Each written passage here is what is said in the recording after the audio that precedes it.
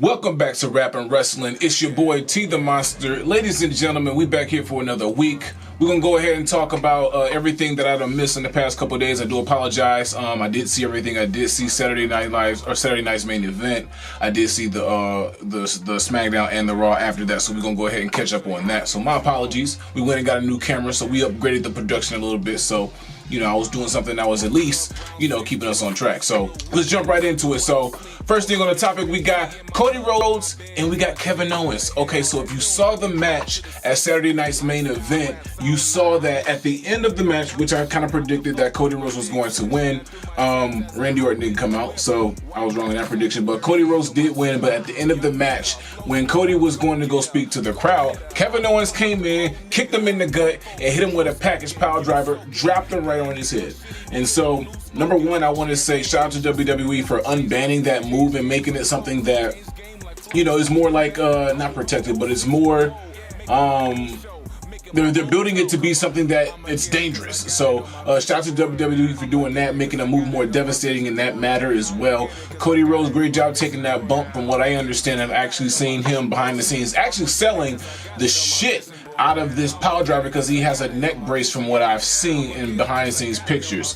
Kevin Owens, great job, of course, being the ultimate heel. What I want to point out as well in that is I want to show, like, as a true wrestling fan, I want to go into the wrestling part and show, like, how Kevin Owens, there's a part where Kevin Owens, right before he power drived him, he wiped his hands. There's a reason for that. He wiped his hands so it wasn't sweaty and protected Cody and clutching onto him and dropping him, like, correctly and taking the bump correctly. So shout out to Kevin for being extra careful for that for Cody, because what if his hands would have slipped? It could have went all bad. So good job to Kevin Owens for being the ultimate professional in protecting Cody. But that feud is going to be great. We haven't seen Cody since, so a good way to kind of like give him some time off of TV, write him off a little bit, and to sell that injury. I'm curious to see what's going to happen with them on the Raw on Netflix. So we're going to see what's going to happen with that. Seem to have saw. Wow. This week on Raw, we did see Kofi and Xavier come out to try to actually get some words off to the crowd. Previously to that, they were unable to really speak to the crowd. They were getting booed out the stadium for the most part. But we see that Kofi's mom, I don't know if that was his real mom or not, or someone playing his mom, but he did mention that she flew 20 hours from Ghana to come see him. So I don't know. We'll see. But shout out to that person being there, of course, and them doing the whole mom angle. We see Kofi and them, of course. Let's go to the clip, actually. Let's go to the clip. As you see him going to go, like, trying to be like, yo, mom, like, hey, hey, what's up? And then her walking away. Great job to set the course of, like, even more people don't really fuck with you. Like, if your mom, bro, your mom don't mess with you, like, damn, you know what I'm saying? Your mama don't like you. That's some wild shit. So good job, of course, for WWE, of course, like putting that emotion into the storyline, really taking the time to craft that and to bring out that emotion and to go deep. I'm curious to see how, like, what they do with Xavier Woods, just the personal part for him, just to kind of see, how they bring out the deeper part of the heel with him. What folks don't know is previously they did show an interaction with him and Cody behind the scenes, of course, what they were talking about, how he's not welcome in the locker room. What folks may or may not know is that Cody and Xavier Woods actually went to high school together. So maybe that's what they kind of pulled out just to kind of show that deep side. Who knows? So it's interesting seeing the New Day, them being basically faces for the most part of their run, like 90% of it for the most part, except for that first initial part of their run when they were the Power Positivity. But for the most part, they've been faces. But just to see them go heel, and the big E angle with that, of course, with them, like, not really fucking with him, and then the whole, we don't care if your neck with the whole, so what you broke your neck thing, that was great. Like, good job to get good heat on them. So it'll be interesting to see where this goes. Like, I'm hoping Big E can get cleared by Mania. Like, how hype would that be? Like, if Big E got cleared, or if he got someone to, like, fight on his behalf at Mania for him, like, that'd be crazy. And, like,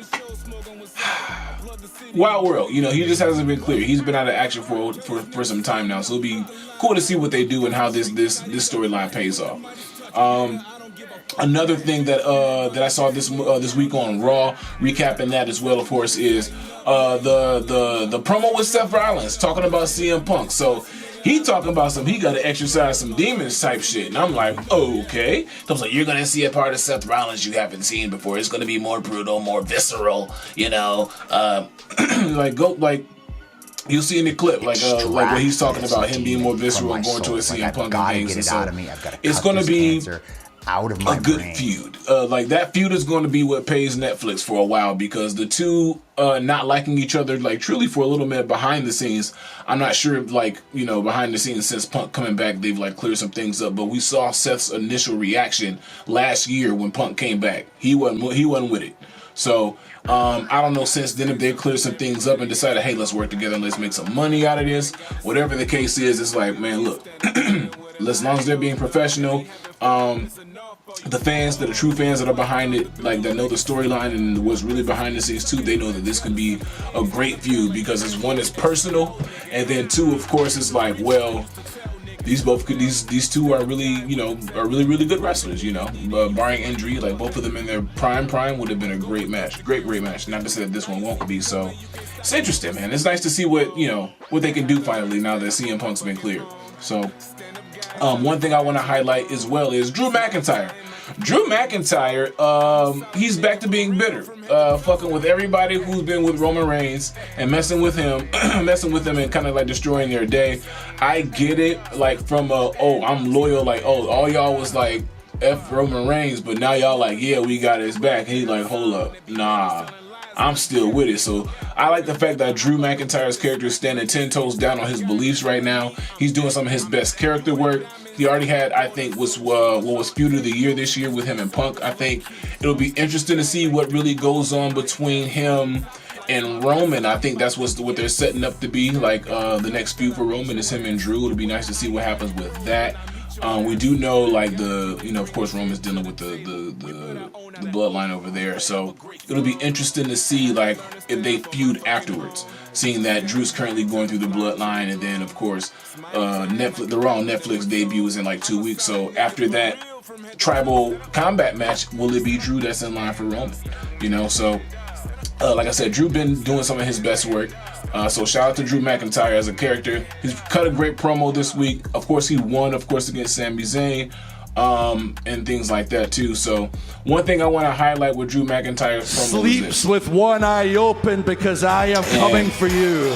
Him saying that, man, like, again, like him going deeper in the character and really showing like in his bag right now in his character. He got the fans in the palm of his hand. He's been doing some of his best character work. Like I said, like it'll be interesting to see him and Roman kind of like do promo and everything, you know, now that, you know, they're both kind of like at their peak. So interesting with that. Good job, Drew McIntyre.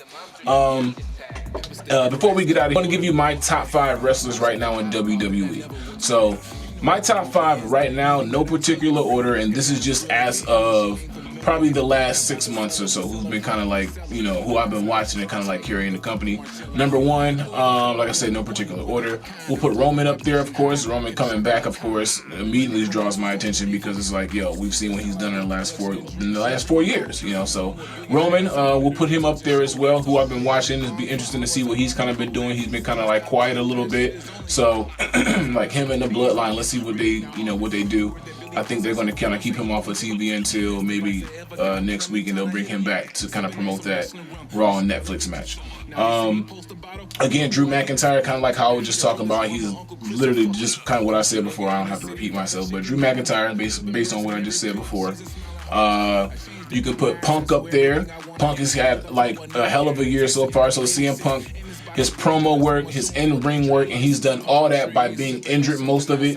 And then just capturing everyone's attention, like doing little things, of course, like him coming back as the referee and just doing the, you know what I'm saying, like little stuff like that. Like he's been trolling everyone, and like it kind of shows you where you don't necessarily have to wrestle all the time to still be considered one of the greats. Like, you know, get everyone's attention, like and put asses in seats, literally, as they say in the business.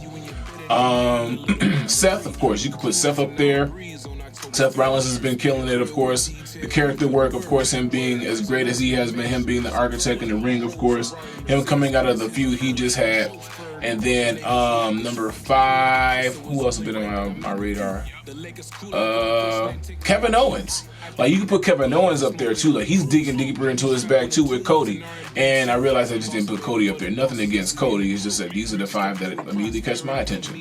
Does that mean that I'm tired of Cody Rhodes? No, it doesn't mean I'm tired of Cody Rhodes yet. But Kevin Owens, because he's been in his bag character-wise. Like him being the ultimate heel, him first being like, Cody, I don't want to really wrestle, that's my guy, da-da-da. Then him like Drew, like, you team with Roman?